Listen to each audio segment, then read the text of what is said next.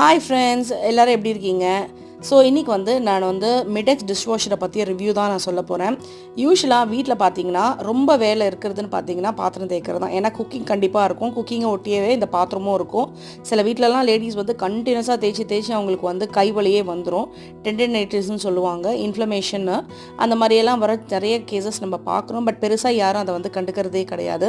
முன்னாடி washing machine வாங்குறதுக்கு முன்னாடி எல்லோரும் இப்படி தான் ஃபீல் பண்ணாங்க, துணி ஒழுங்காக துவைக்காதுன்னு.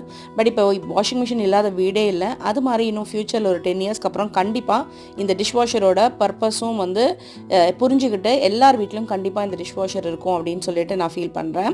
ஸோ நான் ரீசெண்டாக மிடெக்ஸ் தான் வாங்கியிருந்தேன். இது பார்த்திங்கன்னா ரொம்ப சிம்பிள்.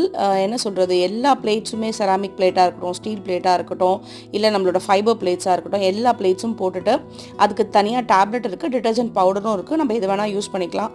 போட்டுட்டு டைம் செட் பண்ணி விட்டுட்டோம் அப்படின்னா மினிமம் 30 மினிட்ஸ்லேருந்து இருக்குது, மேக்ஸிமம் 1.5 to 2 hours வரைக்கும் இருக்குது. நான் அடிக்கடி 30 மினிட்ஸ் தான் போடுவேன். டக்குன்னு எல்லாம் க்ளீனாக எடுத்துரும். நம்ம போட்டுட்டு போய் படுத்துட்டோம் நைட்டு அப்படின்னா மார்னிங் வரத்துக்குள்ளே எல்லாம் சூப்பராக ஸ்டெர்லைஸ் கூட ஆகிடும். அது நல்ல சுடு தண்ணியில் தான் அது வாஷ் பண்ணுது. பாருங்கள், குக்கரு, டீ பாத்திரம், கடாய் எல்லாமே ரொம்ப கிளியராக இருக்கும். பட் என்ன சொல்கிறது, அலுமினியம் மாத்திரம் கொஞ்சம் கலர் டிஸ்கலர் ஆகுது. பட் ஸ்டீலெல்லாம் பக்காவாக நம்ம ப்ரஷ் போட்டு கழுவுனா கூட இவ்வளோ கழுவராது. நம்ம ஆக்சுவலி நம்ம கழுவும் போது அந்த ஸ்க்ராச்சஸ்லாம் இருக்கும். பட் இதில் எந்த ஸ்க்ராச்சஸுமே இல்லாமல் பாருங்கள் எவ்வளோ பக்காவாக க்ளீனாக ரொம்ப சூப்பராக இருக்கும். அப்படியே மின்னும் ஸ்டீல் பாத்திரங்கள்லாம். ஸோ கண்டிப்பாக இந்த ரிவ்யூஸ் எல்லாருக்கும் ரொம்ப பிடிக்கும்னு நினைக்கிறேன்.